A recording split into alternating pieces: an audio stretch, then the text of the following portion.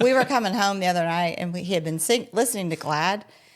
The acapella, Acapella, like the and 30-year-old Glad yes, acapella and projects. So Hear the Bells Ringing. You know that one? Easter song. Easter song. Oh, yeah. Anyway, I'm walking up to the front door. The Hear the bells ringing, they're singing. And I was like, shoot. We've got a doorbell camera. So the camera recorded me, and I pulled it out. And I was like, oh, man. Yeah. It just sounds so jolly, though. If you subscribe to the podcast now and send us $100, I'll send you the video of my wife walking up to the front door. Sign me up. Welcome to What We Really Want, conversations about connection. Settle in and get ready for a great conversation. Let's talk about what we really want. So we're about to listen to a conversation that I got to have not too long ago with my friend Drew Boa. Drew is the founder of a community called Husband Material. Their purpose and their goal is to help men outgrow porn.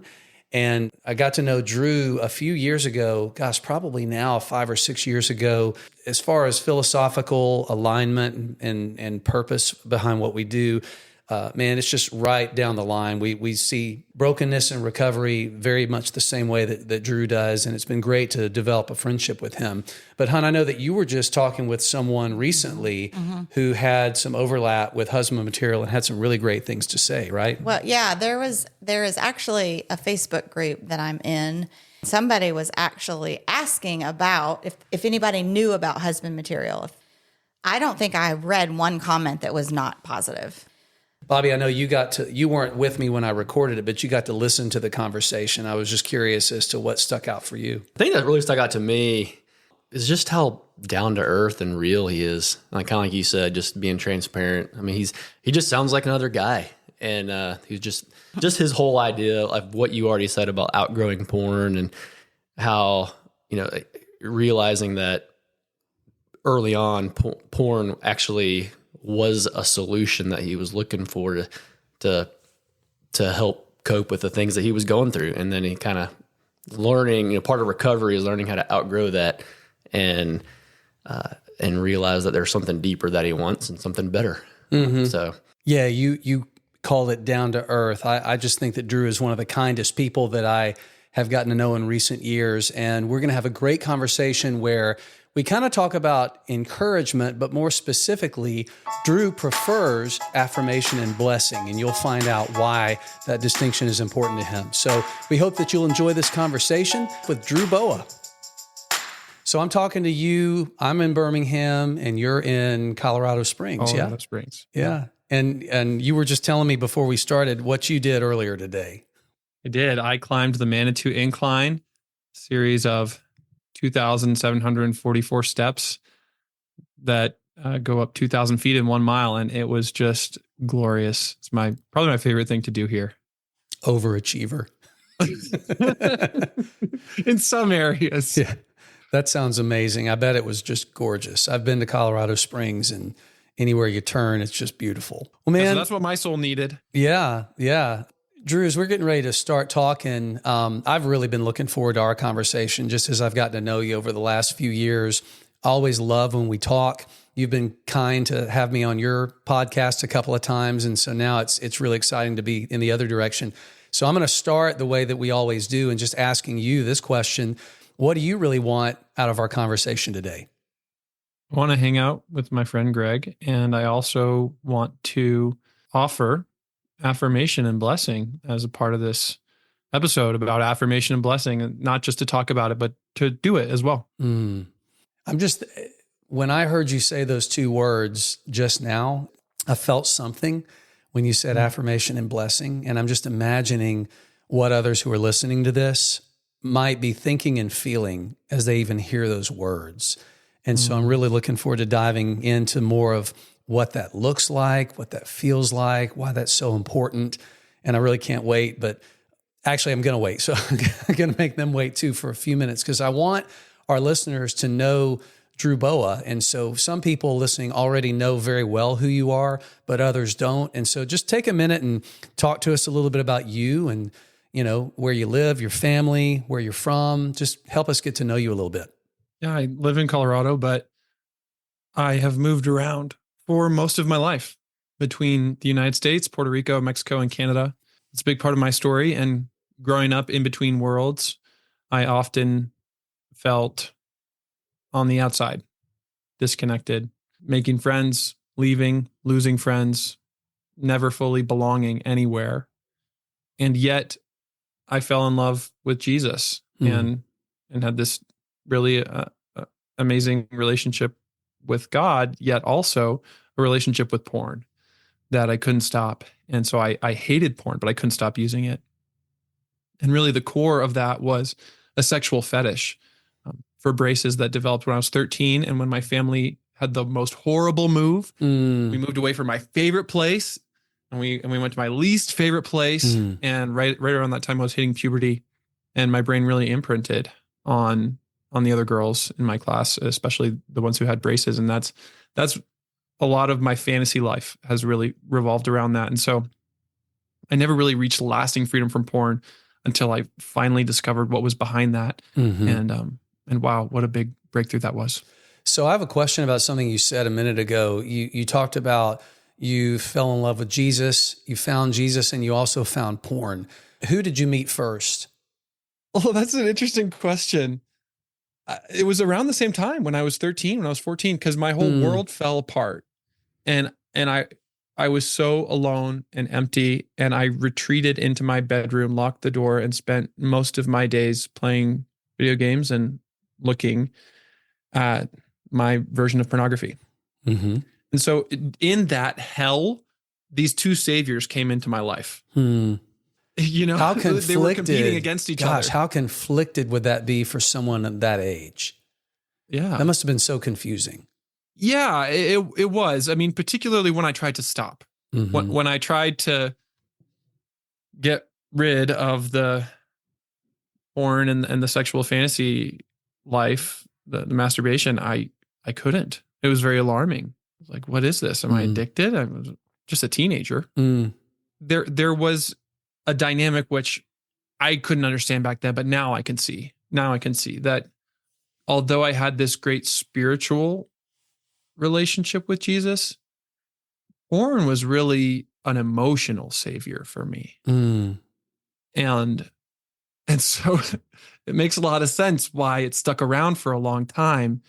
And even as I started to get some freedom from it, it was still always there lurking in the shadows because it was doing something for me that nothing else was doing. And so that's a big paradigm shift for a lot of us to realize that porn didn't start out as a problem in our lives. It started out as a solution. As a caregiver, yeah. And I think a lot of people will be able to relate to something that you talked about, even though they may not have the words for it, that getting our spiritual and emotional needs met from different sources. And I don't know if this is part of the reason for you, but for me, I relate to that because I don't remember a lot of the messaging that I got growing up in the church dealing with my emotions. A lot of it was dealing with my behavior and my spiritual status, but just the absence or maybe the neglect of talking about emotions or blessing them led me to seek to get those met just in whatever way I could find. Yeah, that's really well said. And that's part of what we need to do with this affirmation and blessing is to bless our emotions. Yeah. There is no such thing as a negative emotion. Right. There's no such thing as a bad emotion. Emotions are messengers and they play important functions. Yep. And we need to learn how to embrace them in a healthy way. Okay, I love it. And we jumped right in, which I love conversations that go deep super fast. But I do want to back up just for a second and continuing to get to know you. You live in Colorado. Tell me about your family. We've got a wife, Rebecca, and got 3 kids. We also had one child who was born and died shortly afterwards. So he's a part of our family too. And a lot of my emotions and grief around him have been a part of my journey over the last few years as well. So am I remembering right, Drew, that as we're talking today, you're 32? Is that right? I'm almost 32. Okay. So how does what you thought you'd be doing at age 32 compare to what you're actually doing? I mean, as strange as it sounds, I thought I would probably be martyred by now. Really? I told you I was very serious about Jesus and following him. Wow. And I thought, I'll be in some country on the other side of the world, like risking my life. Instead, I'm living a much more domestic existence, yet I'm taking different risks in my work, helping men outgrow pornography. There are a lot of challenges that come with that. So in my daily life, I'm spending a lot of time with men who are attached to porn, seeking deeper healing and freedom.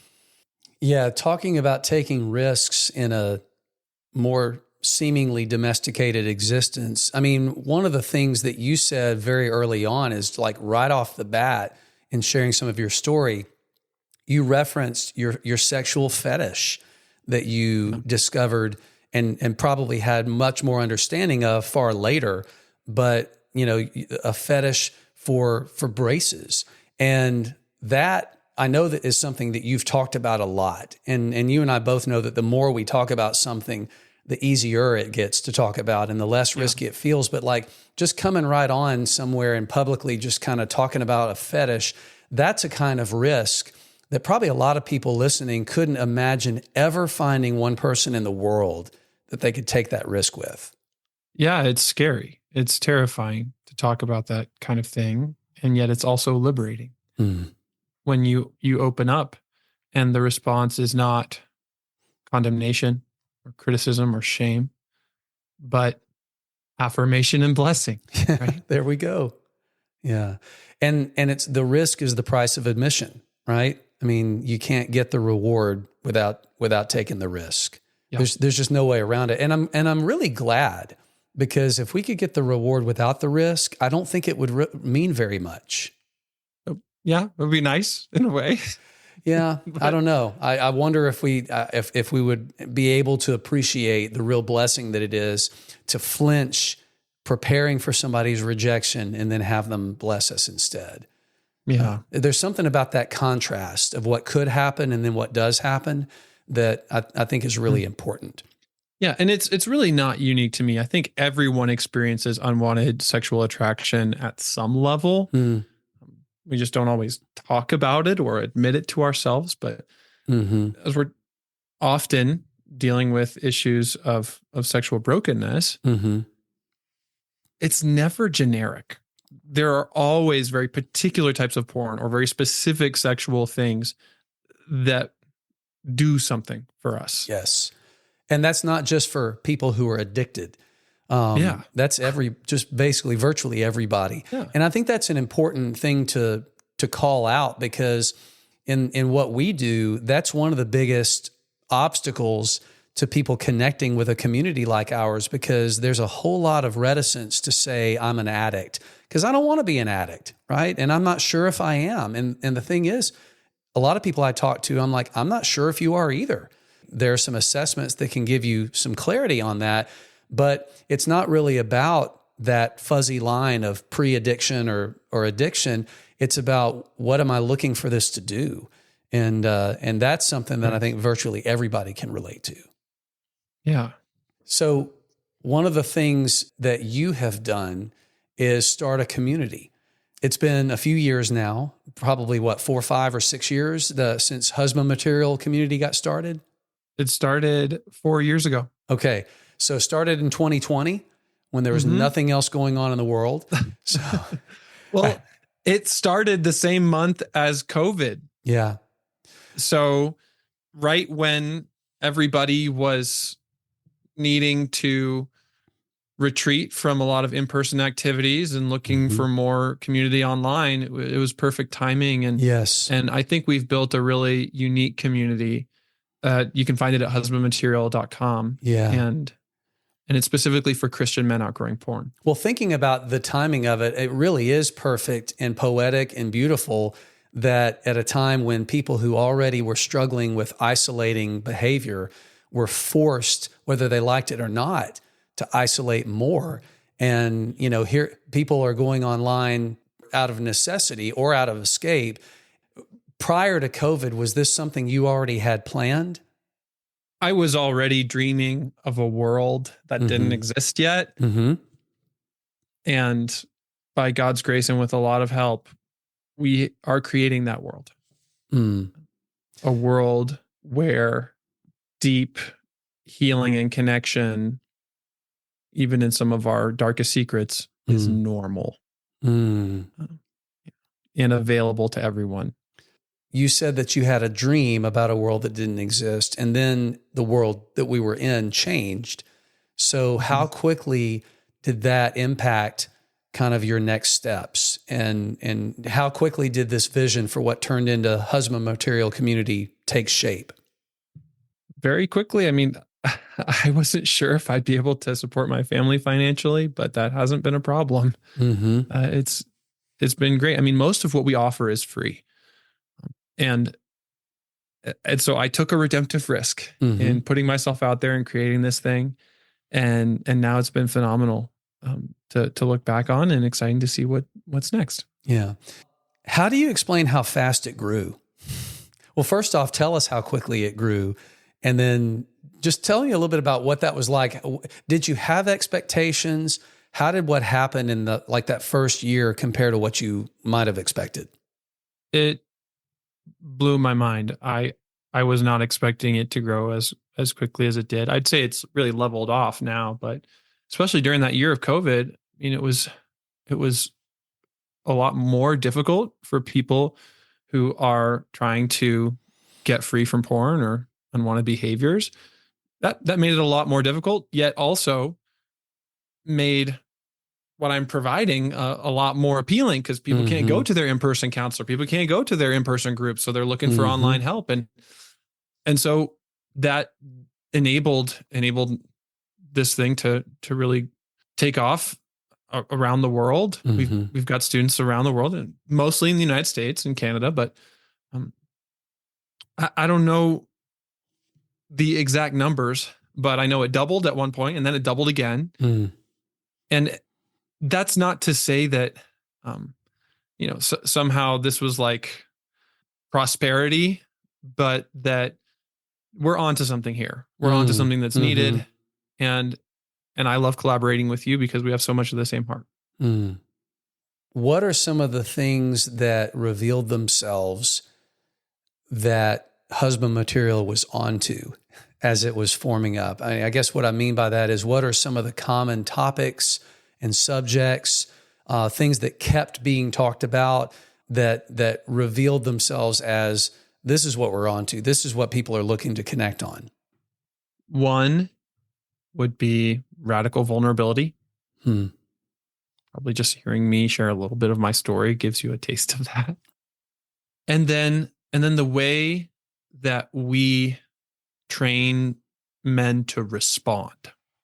So usually people respond to radical vulnerability with some kind of advice or well-meaning encouragement, maybe some spiritual truths, some recommended resources, or if someone's being radically vulnerable, sometimes we freeze. We're like, okay, thank you. Or we start talking about ourselves and taking the spotlight off of that person who just shared in their vulnerability. What we teach is a lot of what I've learned from Jay Stringer: curiosity and compassion, connection and celebration. Creating a culture defined by those things is rare. And so refreshing. Instead of the purity culture that many of us grew up with, which was based on fear and shame and comparison. Thinking, well, how well am I doing this week? Did I, quote unquote, mess up or not? Versus what's really going on in my heart, and can we see and can we name the beauty and strength in one another that we don't see in ourselves? Right. That's a different culture. Yeah.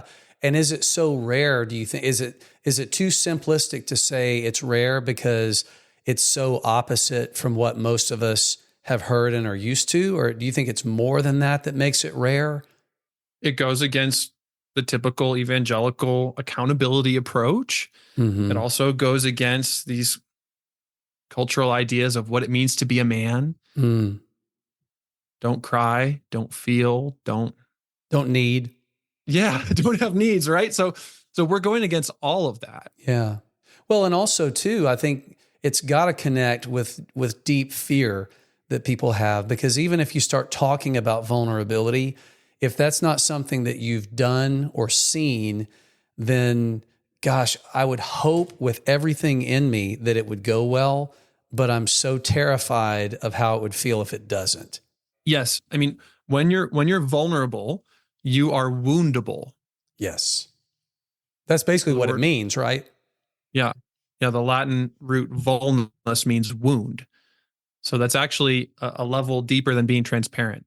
Being transparent is like going to the zoo and seeing a lion through the glass. It's like, okay, I can see the lion's transparent, but when you take away the glass, now you're vulnerable. Yes. and it opens up the possibility for like a beautiful, empowering experience or harm. Or to get ripped to shreds. Re-traumatized. Yeah. Yeah. So I think in the same way, hopefully we can create a safe environment, a connection where you can be vulnerable, and yes, you might be rejected, but you also might be accepted. Yeah. In a way that you didn't think was possible. Yeah.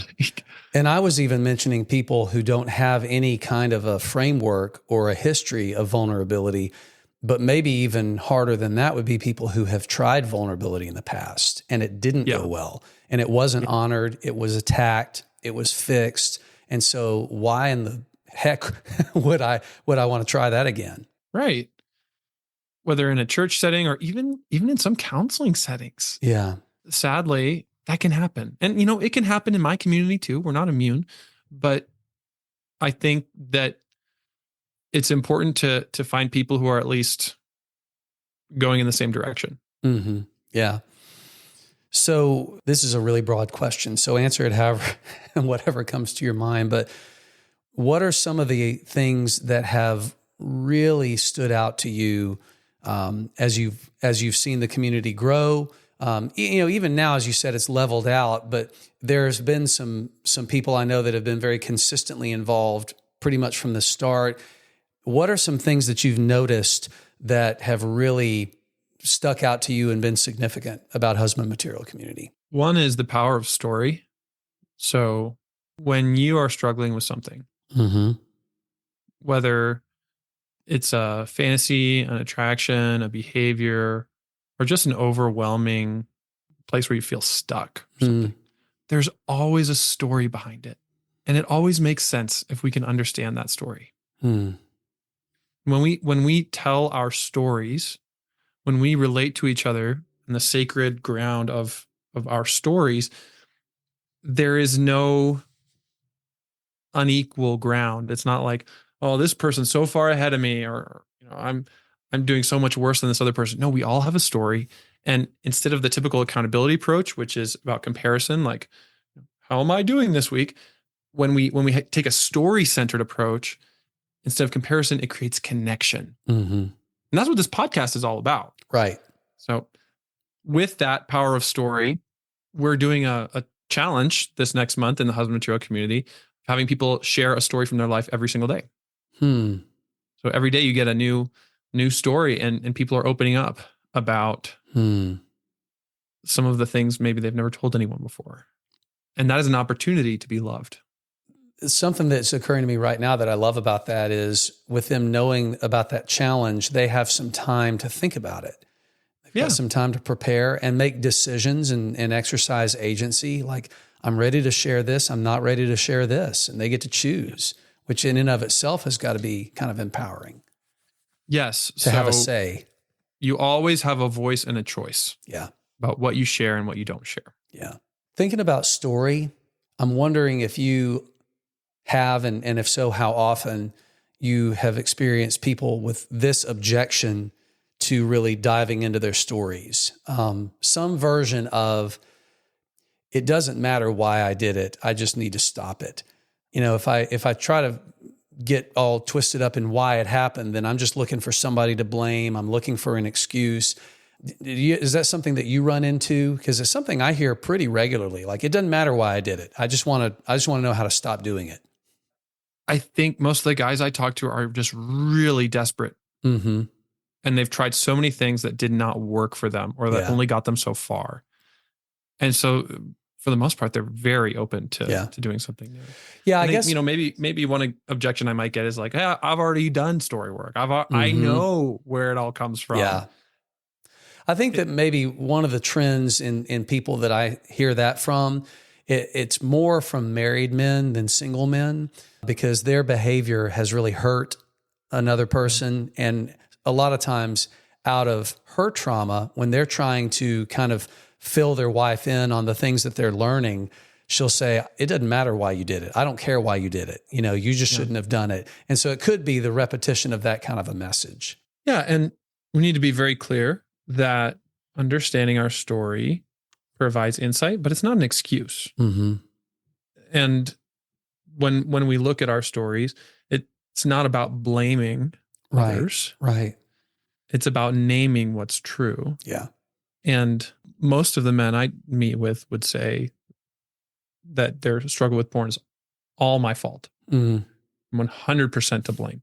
No, there's some people that are in denial and they think, no, none of it's my fault. Yeah. But it's a more mature perspective to say there were many contributors. There are contributors to my family. There are contributors for my school environment, contributors from different things that happened. There were contributors of things that should have happened that didn't. Yeah. And there were contributors of my own choices within those circumstances. Right. That's a more balanced view and allows us to take ownership and responsibility as adults. Yeah. While also releasing our younger self from some of that shame. Yeah. Well, I want to talk some about affirmation and blessing, because when I was emailing you in preparation for today and saying I really wanted to talk to you about encouragement, because you're one of the most encouraging people that I know. You know, I know you always sign off all of your podcast episodes and anytime that you speak with "You're God's beloved son, and with you he is well pleased." And that's just such a beautiful thing to have as the last thought that you carry away from whatever the teaching or the speaking was about. And so I knew that was going to be like the hot topic here. And when I told you about that, you said, what if we tweak that a little bit and we talked more about words of affirmation or blessing as opposed to cursing? And so tell me a little bit more about why that distinction in language matters to you.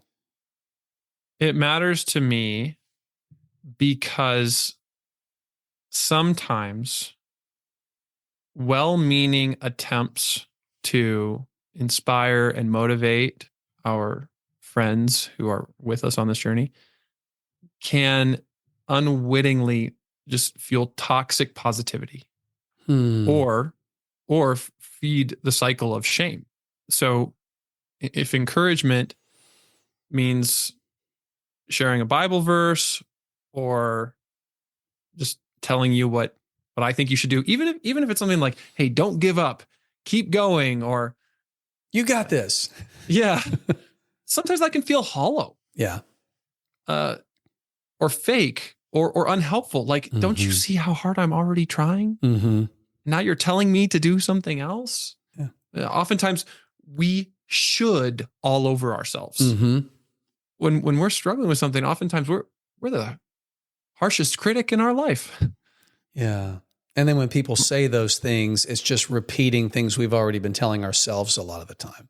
Yeah. Yeah. And then when you bring in like a Bible verse, sometimes it can feel like, well, now I'm even worse because I'm not living in alignment with what God's word says. So whenever we give any kind of advice or quoting of the Bible or something, I strongly encourage people to ask permission first. Yeah. Are you open to input, or are you okay if I share something? Yeah. It's very respectful, and it's also sensitive to wanting people to have a voice and a choice. And so that's a little bit different from the kind of words that remind you of who you are and whose you are. And maybe words that that affirm something very specific in you. So here's an example of an affirmation that I might want to give you, Greg. When I came to visit Alabama, being able to meet with you not only once but twice meant so much to me, and that you drove out to where I was staying, and we had such a great long talk. And then even after something difficult happened, that didn't stop our connection, and we were even able to sit with each other in that grief and sadness of something that was really painful. Like, I felt a deeper friendship with you. Yeah. And so, like, when I say that specifically, it's different than if I just said, Greg, you're a great guy. You're a great friend. Yeah. And let me just tell you what that was like for me, just in that example. That it's almost exactly what you just said is what I was going to say. Because you could say, oh, you're a great guy. But the thing is, somebody who doesn't know me at all could say that just because of an impression. But like, what if I was just wearing a mask of being a great guy? Now I know that my mask is effective, but but they don't necessarily know anything because there's nothing specific. And so when you speak those specific words and you tell me that it meant a lot that I drove, an hour to where you were, like that, I could have assumed that would have been meaningful to you, but it means so much more when you tell me that it was meaningful to you. So it's huge to have something specifically affirming said about you, because the other person is paying attention to me.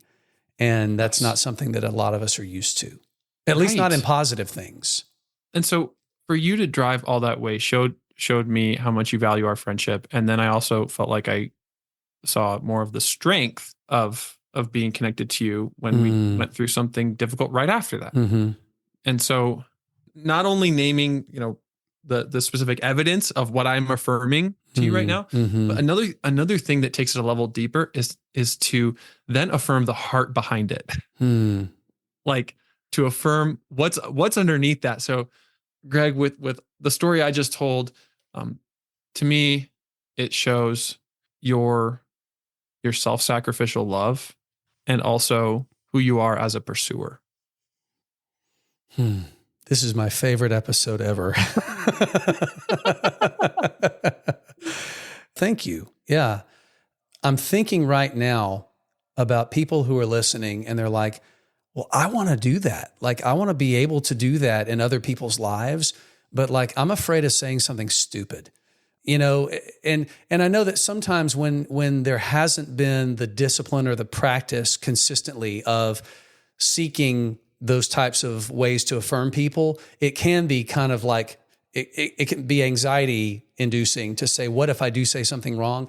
I mean, are there any like primers or, baby steps that you suggest to people who are trying to, grow that muscle of affirmation becoming more of a natural skill that they have? Yeah. Chris Bruno and his organization, Restoration Project and Restory, they've got some great stuff on this. Chris has this phrase, hunt for glory. I love that. In any friendship or relationship, hunt for glory, find the good, find the treasure in the other person, even if it's hard to find. Keep looking, right? Keep looking. And then find opportunities to call it out, to name it. Like, and you might even ask permission for that. Like, hey, would it be okay if I affirm you right now? I don't think I've ever had anyone say no. I actually have. Really? Yeah. I've had somebody say, I don't think I can handle that right now. And that's a really good point, because actually the hard part is receiving it. Yeah. I think giving affirmation is easier than receiving it. Yep. The time that I had somebody say no was really challenging for me, because when I see somebody who's shaming themselves, it's almost like an automatic reaction that I try to, and it's my own way of fixing, really. It's like, try to get them to think about something else. And it's not that I don't mean it, but like, what if there's value in them sitting with the thing they're struggling with right now? And so just like you said, that, God gave me the Spirit-led discernment in that moment to say, is it okay if I share an affirmation with you? And they just shook their head, said, nope, I can't take that right now. And I said, well, I'm so glad that you told me. That I really admire the courage to do that. So I kind of snuck one in. Yeah, right. Admire so you still got a little bit in. Yeah. But and then it didn't take him long. Later, he was able to take it, and maybe partially because he felt heard and seen and respected. And even just being heard, seen, and respected spoke a little bit against the messages that he was telling himself. Yeah. Yeah. So asking permission is always wise, whether it's advice or affirmation. Yeah. And here are some little phrases you can use to practice receiving affirmation. Mm-hmm. Like for those of you who are like, yes, that's me. I can take criticism all day long, but I don't know what to do with praise. Yeah. Here are some phrases you can use. Thank you. That's a big one. Another one is, I receive that. A lot of men in our community use that because it's really describing exactly what needs to happen. It's like, I need to take it in. I need to digest it. I receive that. And maybe even having like a physical component to that too. Like, I'm putting my hands on my heart right now. I receive that into my heart, or closing my eyes. Yeah. Just that is different than saying, oh no, it was nothing, or it's not me, it's God. Yeah. Those are ways of defending against affirmation. How do you feel about even nonverbal ways of doing that? Because here's what I mean.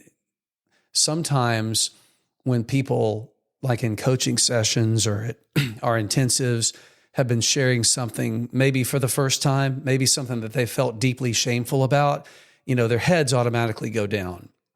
Yeah. And then when they just take the risk of slowly looking up, they're going to see my eyes and they're going to see a little smile. Not a word spoken, but like, what does that do when a person's sitting in just a shame spiral and they look up and they see a peaceful face with eye contact and a little smile? It is disruptive. What's it disrupting? It's disrupting the lies that we believe about ourselves. It's disrupting maybe how things have been in the past. It can be incredibly uncomfortable to have someone respond with kindness. Yeah. One of the lies is that was too much. You shouldn't have shared that. Nobody can hold space with you for that. Right. And that might be true in some places, but not always, not everywhere. I remember hearing Brené Brown talking about this one time, and she said, sometimes it's just, gosh, I don't even know what to say, but I'm so glad you told me. Yeah. So like, if you don't know what to say that. I don't really have words, but I feel so honored that you trusted me enough to tell me that. So what's the difference or the distinction or maybe the nuances between affirmation and blessing? Well, blessing has this much bigger biblical idea to it. Like, everything is right. There's a deeply satisfying, fulfilling part of blessing, like the idea of shalom. When the Bible says the Lord bless you, there's so much in that. So, I mean, yes, it can be words. It can also be bigger than that. Whereas affirmation, I think, is specifically just calling out positive qualities that we see in another person. Yeah. What are some of the things that people wouldn't expect to receive blessing on? I know you hinted at this a little bit earlier, but what are some of the ways that blessing unexpected things can really draw people into connections maybe that they haven't even ever experienced before? Well, I see it almost every day. It's pretty amazing. For example, let's say there's my sexual fetish for braces.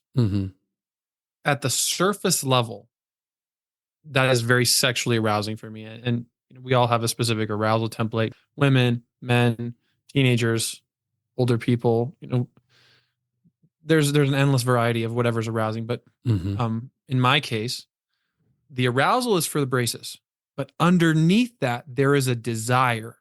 And if I can find out what is that desire, then I have something to bless and affirm.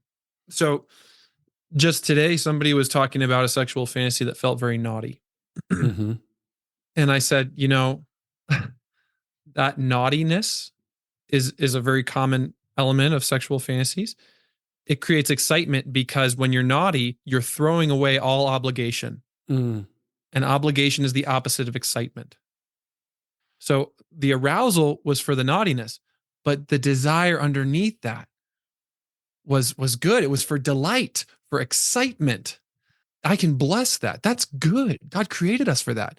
For me, there was so much rejection by my peers. I mentioned moving all over the place, never feeling like I fit in. And so to be received into the mouth of a teenage girl for me symbolized acceptance, belonging, being the type of guy who I wanted to be. There was so much goodness in my desire underneath the arousal. So even if we don't think the arousal is good, we can find goodness by hunting for glory in the desire underneath it. And just helping people to realizing ourselves that everything that's tied up in this fantasy or fetish isn't bad. It's a blending of good things that have gone sideways. And to be able to dissect and to tell the difference, right, between what's underneath it and where it went is super important. Yeah. And it can also help us figure out, well, what is it that I really need? Yeah. And it can what also I need is not a middle school experience all over again. What I need is the real adult, mature acceptance. Yes. And what I also don't need is to kill desire in the first place, which is a temptation when the desire has gone sideways, is to just say, well, what I need to do is just stop desiring and then I'll be safer. But we really won't be, and we definitely won't be fulfilled and find what we were created for. If you try to kill unwanted sexual arousal, it will go off to a distant place and declare war on you. It will intensify, and it will not rest until you find out what the deeper story is and the needs that it's trying to meet. And it is a beautiful thing when we stop fighting a frustrating, exhausting battle against our sexuality and learn what it's trying to teach us about our hearts and about God and about connection and Amen. about what we were created for. Yeah. And when we're able to affirm one another in that pursuit, man, a lot of days when we're ready to throw in the towel, that can be what God uses to keep us in it. Yeah, there's an aspect of some of my sexual fantasies for girls with braces where I would be kind of rescuing them in a way. Like they're feeling bad about themselves and I make them feel better in the fantasy. Underneath that, there is the heart of a hero. There's a little bit of Jesus down there. When we take the time to face these things, we can find the light even in darkness. Amen. Oh, Drew, thank you. Thanks for your words and thanks for just your presence and your heart. Even just listening, it comes through. So thanks for spending some time, and I've loved this conversation. Yeah, you're welcome. I love it too, and I feel like it's a great balance to most of the ways that people talk about their struggles of just confessing sins over and over. It's like, let's also confess the goodness. Yes. The beauty, the glory, the other side of it, so that we don't get discouraged and we don't fall into despair. Yeah. Well, as we say goodbye for today, I would love to invite you to sign us off the way that you do, remembering that there are men and women listening. So maybe we reference sons and daughters, but I'd love for you to have the last word with that. Prepare to receive a blessing. Always remember, you are God's beloved child. In you, he is well pleased. Amen. Yes!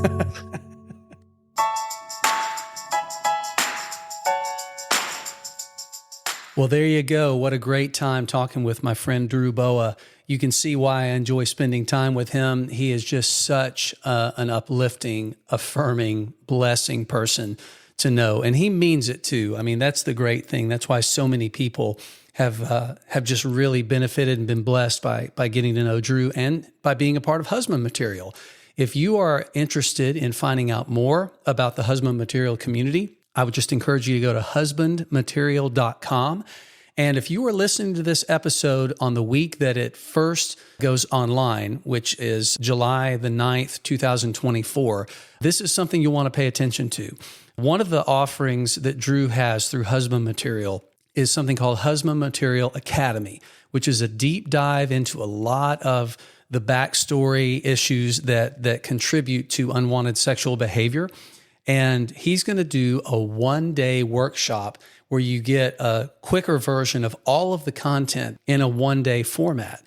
And it's free. That's the great thing. If you want to get your free ticket to the Husband Material Academy one-day event, which is Saturday, July 13th, 2024, just go to husbandmaterial.com/workshop.